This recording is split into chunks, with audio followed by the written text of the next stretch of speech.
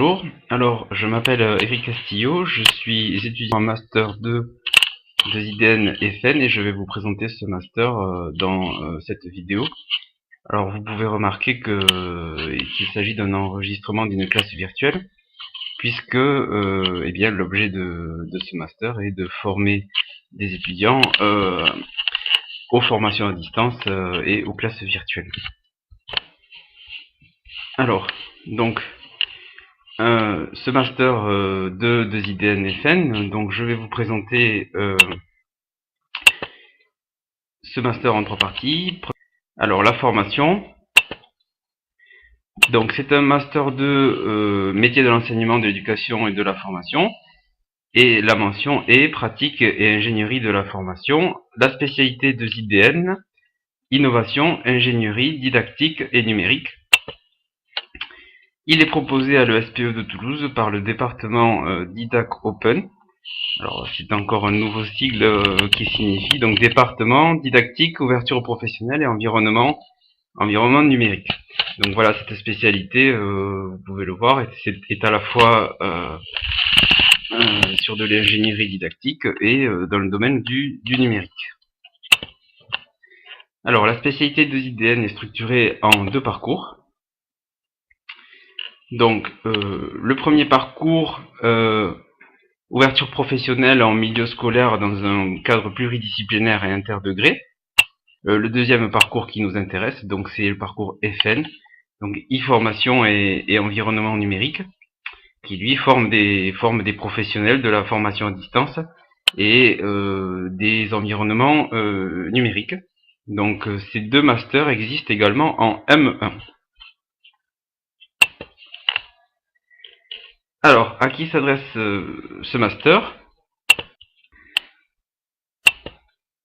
Voilà, donc c'est un master qui s'adresse à deux types de personnes, donc des étudiants qui ont fait un M1, en général, bien entendu dans les masters de l'éducation, et qui peuvent postuler sur dossier, mais l'intérêt c'est également c'est un master qui s'adresse à des enseignants en poste, donc qui sont titulaires, qui travaillent, ou des CPE, ou des professionnels de la formation en ligne qui peuvent postuler avec un dossier d'équivalence ou une validation d'acquis. Alors, les objectifs du master. Donc, le premier objectif, c'est d'assurer une formation solide à la conception et à la mise en œuvre de dispositifs de formation à distance, que l'on appelle FOAD, et ainsi qu'une ouverture sur les travaux de recherche. Deuxième axe, donc, une formation à la méthodologie de recherche par le biais d'un mémoire de recherche. Et enfin, troisième axe, un stage de 3 mois en entreprise, donc sur une problématique de FOAD, et qui permet à l'étudiant d'asseoir ses compétences et de se préparer à la recherche d'un emploi. Alors, les débouchés. Donc plusieurs types de débouchés.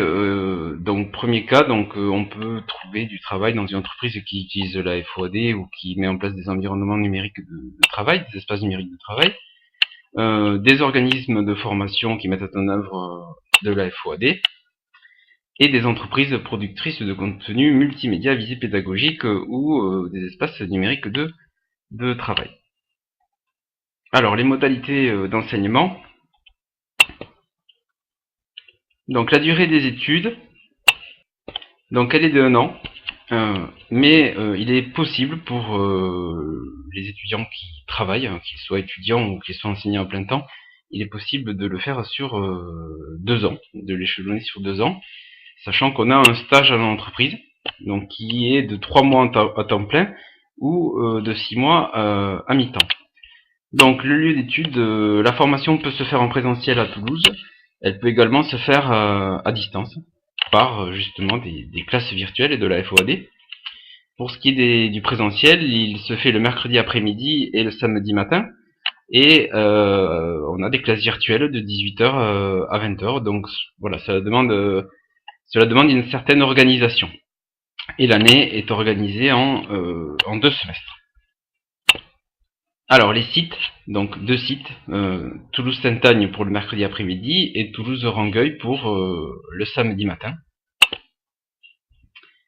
Alors, je vais maintenant vous présenter les cours à InfoAD. Alors, les outils synchrones. Donc, vous avez le premier outil qui est celui que l'on utilise, que j'utilise là, c'est-à-dire Adobe Connect, qui permet de faire des classes virtuelles. Donc là, moi, je suis en tant qu'enseignant, donc je dispose des outils d'enseignant. Lorsqu'on est élève, eh bien, on a dans la partie gauche de la page, on a un module qui permet d'intervenir grâce à en levant la main, en indiquant que l'on n'a pas compris. Je vais vous montrer également, grâce à un partage d'application, je vais vous montrer également l'autre site qui s'appelle Centra.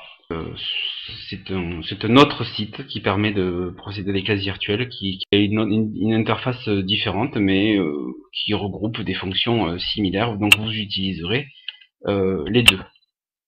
Donc ensuite, les outils asynchrones, c'est Moodle. Donc Moodle est une base de cours. Donc je vais vous montrer. Donc Moodle vous permet d'accéder à des ressources. Donc Moodle permet, voilà, d'accéder à des ressources de cours. C'est également un site qui permet de déposer ses travaux. C'est un site qui contient des forums pour, eh bien, lorsqu'on n'a pas compris quelque chose, pour poser des questions, pour intervenir. Et enfin, le troisième outil, c'est BUT. Donc BUT, c'est le bureau de l'Université de Toulouse.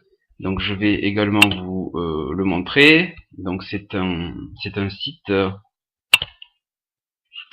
très complet qui vous permet d'accéder à un certain nombre de fonctions. Voilà, donc bien entendu une boîte mail. C'est un site qui vous permet également de déposer des documents et de partager ces documents dans un cadre de travail collaboratif. Vous avez le calendrier du master. Voilà, vous pouvez comme ça vous organiser. Alors pour ce qui est du travail collaboratif, voilà, vous utiliserez également beaucoup Google Drive ou des sites similaires. Hein. Voilà, je vous montre un exemple de travail collaboratif sur des travaux de portfolio. Voilà, un travail en groupe, on était 4 étudiants. Donc voilà pour les modalités de travail. Donc des cours en FOAD. Alors, je poursuis. Donc les enseignements. Donc voilà, les enseignements sont organisés en semestre. Hein. Donc bon, je ne vais pas m'étendre sur ces enseignements puisque vous aurez toutes les ressources sur le lien de l'ESPE et sur le diaporama dans la page internet. Voilà, donc voilà pour le premier semestre et je vous montre le deuxième semestre. Alors, des exemples. Donc des exemples de cours. Alors le premier que je vais vous montrer, c'est donc l'UE 355, c'est-à-dire la mise en place de classes virtuelles. Donc c'est concrètement ce que je suis en train de faire là. Hein. J'utilise les ressources de ce site d'Adobe Connect pour faire une classe virtuelle. Vous aurez également au cours de cette UE un travail d'ingénierie tutorale avec Jacques Rodet, c'est-à-dire que voilà, lorsqu'on met en place des FOAD, eh bien, il faut également prévoir un tutorat à distance. Donc il y a tout un travail à faire autour de cela. La création, donc l'UE 356, création de ressources, une unité importante. Donc voilà, pour lorsqu'on fait de la FOAD, bien entendu, il faut constituer, il faut mettre en place des ressources. Donc je vais vous montrer rapidement le Moodle. Voilà, donc voilà l'UE création de ressources. Et dans cette UE, nous apprenons à créer des ressources de nature différente. Voilà, des images, du son, de la vidéo, des tutoriels. Je vous les ai mises dans le Perl Tree du document. Vous pourrez y accéder.